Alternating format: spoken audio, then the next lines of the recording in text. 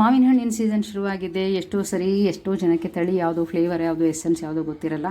So ಬನ್ನಿ ನೋಡೋಣ ಯಾವ್ಯಾವುದನ್ನು ತಿನ್ನಬಹುದು ಅಂಥೇಳಿ. ಈಗ ನೋಡ್ತಾ ಇರೋದು ಮಲ್ಲಿಕ, ನೋ, ಇದು ನಾನು ತೋರಿಸ್ತಾ ಇರೋದು ಇದು ಏನಂತಾರೆ ಮಲ್ಗೋಬಾ. ಓಕೆ, ಇದು ಸ್ವಲ್ಪ ಹಣ್ಣಾಗಬೇಕು, ಆಕಾರದಲ್ಲಿ ದೊಡ್ಡದು, ಕೆಜಿಗೆ 2 ಬಂದರೆ ಹೆಚ್ಚು, ಸಿಹಿ ಇರುತ್ತೆ. ಇದಕ್ಕೆ ಇದರದೇ ಆದ ಒಂದು ಸೊನೆ ಸ್ಮೆಲ್ಲು ಕೂಡ ಇರುತ್ತೆ.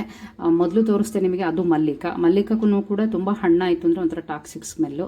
ಈಗ ನಾನು ಏನು ಕೈಯಲ್ಲಿ ತೊಗೊಂಡಿದ್ದೀನಲ್ಲ, ಇದು ದಶೇರಿ ಆಲ್ವೇಸ್ ಪಲ್ಪಿ, ಸಿಪ್ಪೆ ತೆಳು ಬರುತ್ತೆ, ಚೆನ್ನಾಗಿರುತ್ತೆ. ಹಣ್ಣಾದರೆ ತುಂಬ ಸ್ವೀಟಾಗಿರುತ್ತೆ, ಕೆಲವೊಂದು ಸರಿ ಓಕೆ.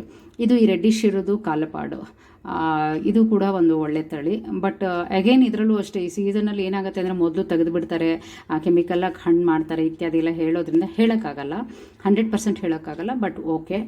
ಆ್ಯಂಡ್ ಬಾದಾಮ್ ಅಂತೂ ಎಲ್ಲರಿಗೂ ಗೊತ್ತಿದೆ, ಬಾದಾಮಿ ಹಣ್ಣು. ಇದು ಕೂಡ ಅಷ್ಟೇ ಪಲ್ಪಿ, ಸ್ವೀಟು. ಆದರೆ ತಳಿ ಮೇಲೆ ತುಂಬ ಇಳುವರಿ ನೀರು ತೊಗೊಂಡು ಬೆಳೀತು ಅಂದರೆ ಇದು ಸ್ವೀಟ್ ಬರೋದಿಲ್ಲ.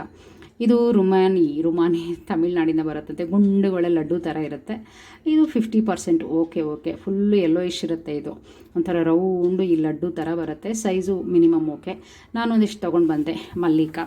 ಮಲ್ಲಿಕದ್ದು ಇದೇನೆ, ತುಂಬ ದಿನ ಇಡೋಕ್ಕಾಗಲ್ಲ ಇದನ್ನು, ಹಣ್ಣಾಗಿಬಿಟ್ರೆ ಒಂಥರ ಟಾಕ್ಸಿಕ್ ಸ್ಮೆಲ್ ಬರುತ್ತೆ. ಸಿಹಿ ಇದ್ದರೆ ಅತ್ಯುತ್ತಮ ಸಿಹಿ, ಆ ಥರ.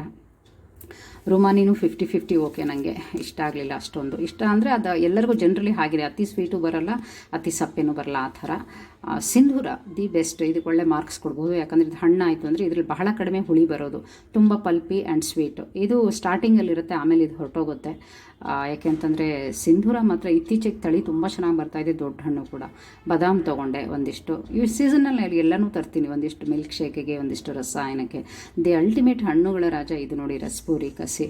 ಗೊತ್ತಿರಲಿ ನಿಮಗೆ, ಇದು ರಸಾಯನ ಅಥವಾ ಸೀಕರಣೆ ಅಂತೆಲ್ಲ ಹೇಳ್ತೇವಲ್ಲ, ಅದಕ್ಕೆ ತುಂಬ ಒಳ್ಳೆ ಟೇಸ್ಟಿ ಹಣ್ಣು ಇದು ನಮ್ಮ ರಸಪೂರಿ. ಸೊ ಸೀಸನಲ್ಲಿ ಎಲ್ಲ ಹಣ್ಣನ್ನು ಟ್ರೈ ಮಾಡಿ. ಅದು ಗೊತ್ತಿಲ್ಲ ಇದು ಗೊತ್ತಿಲ್ಲ ಅಂತ ಕೇಳಬೇಡಿ. ಎಷ್ಟೋ ಸರಿ ಅಂಗಡಿಯವರೇ ಹೆಸರು ಹೇಳೋದಿಲ್ಲ, ಕೆಲವೊಂದು ಸರಿ ಲಾಟಲ್ಲಿದ್ದಾಗ. ಸೊ ನೋಡಿಕೊಂಡು ರೆಕಗ್ನೈಸ್ ಮಾಡಿ ತೊಗೊಳ್ತಾ ಹೋಗಬೇಕು, ಎಲ್ಲವನ್ನೂ ಕೂಡ ಟೇಸ್ಟ್ ಮಾಡಬೇಕು.